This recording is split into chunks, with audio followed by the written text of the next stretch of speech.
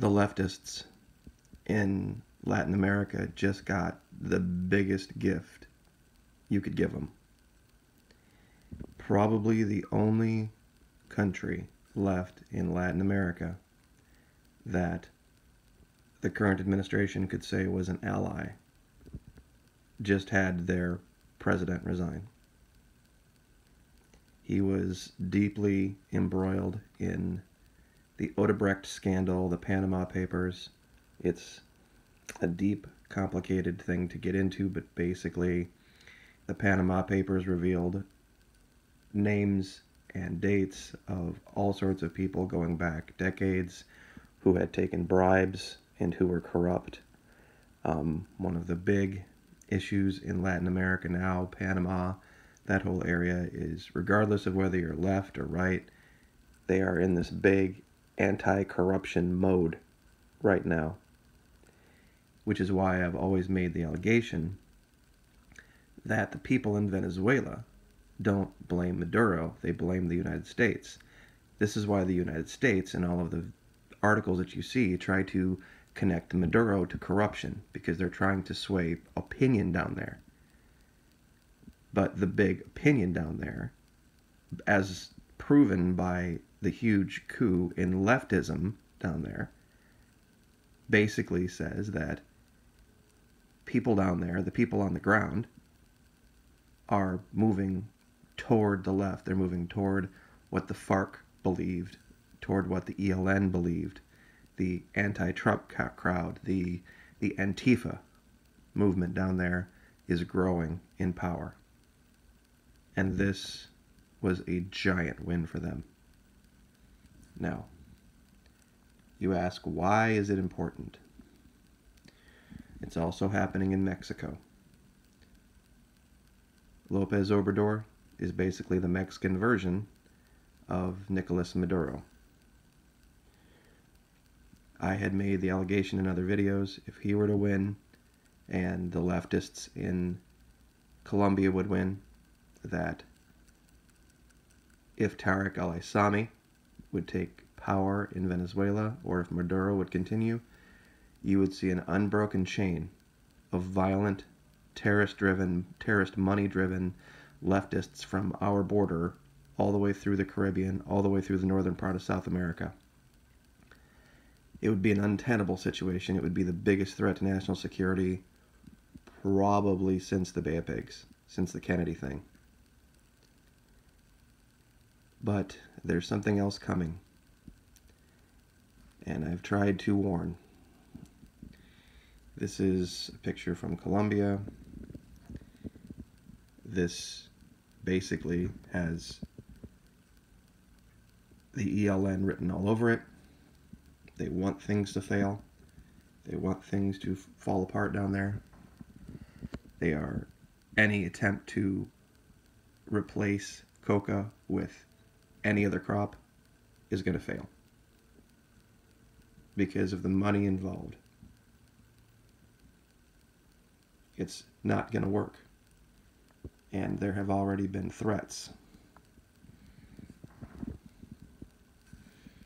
The UN is already threatening to intervene and send troops into Colombia.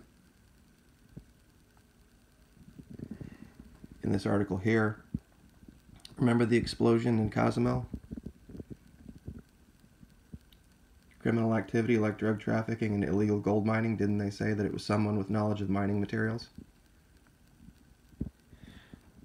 The AGC is a right-wing paramilitary, but they are basically just becoming more powerful in response to the left wing, but they also have their hands in illegal mining. Self-proclaimed paramilitary outfit has dipped its criminal toes in a range of illegal ventures, from illegitimate mining of gold, mainly along the Pacific departments, and extortion. They have grown from 80 fighters to 7,000 fighters. This is the problem the U.S. military is going to deal with if they try to intervene down there. They're going to have it coming at them from many different directions. If they have to deal with the Venezuelan military, deal with random elements of FARC, random elements of ELN, AGC, the Oficina de Envigado, the Urbanos. They are going to have a whole bunch of different people to deal with that are going to be putting them in the crosshairs, which is why I've always said this is going to be a problem. Now, Peru's vice president is a man named Martin Vizcarra. He is just another member of the party that Kaczynski created. But he's currently in Canada acting as the ambassador. They have two vice presidents. It's kind of a stranger. It's almost like ours, but it's a little bit different system. But this resignation is going to have long-lasting effects. I have put out a date, and I have, for a year and a half, I have tried to not make predictions. I have tried to not say the world's going to end on December 12th, 2012. I'm not going to, do all this. But something's coming. And there's something coming up called the Summit of the Americas. And the dates for the current administrator's travel have been a little circumspect until now. But I did find them, and they have been announced. He is traveling there in April. Everybody knew that.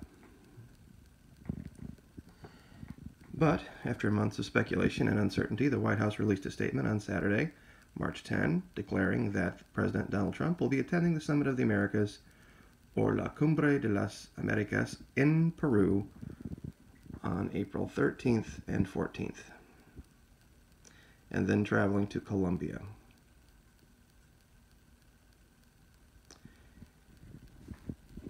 I'm going to say this very clearly. I have never, no matter how much I have ever disagreed with anybody, any politician, on anything, ever advocated for violence as an answer. It is the literal complete opposite of how they think in Latin America. That is how they solve problems. They have no problem with it. It's ingrained in them. If there's someone in power they don't like, they just kill them. It's not even something they think about. It's not even something that requires a lot of debate or planning. It's just how they do it. They take power in military coups. It's a Latin America thing.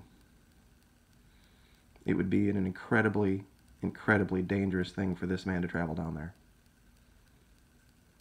I mentioned what happened to the high-level Marines in Colombia. Now, I know the security around a U.S. president is probably the best that could be had anywhere, but this is a different region.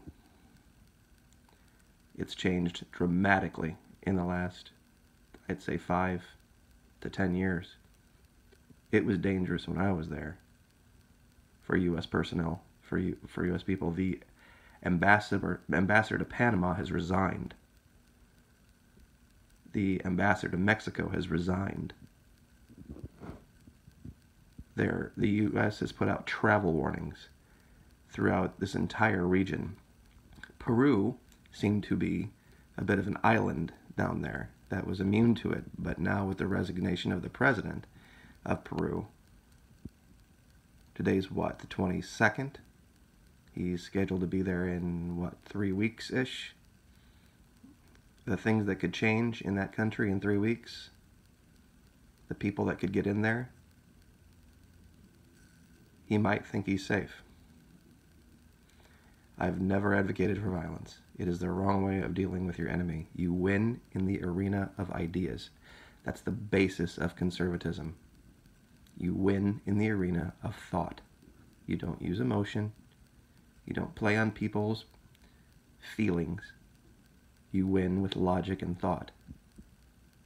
This trip down there is a very bad idea, and I hope he changes his mind.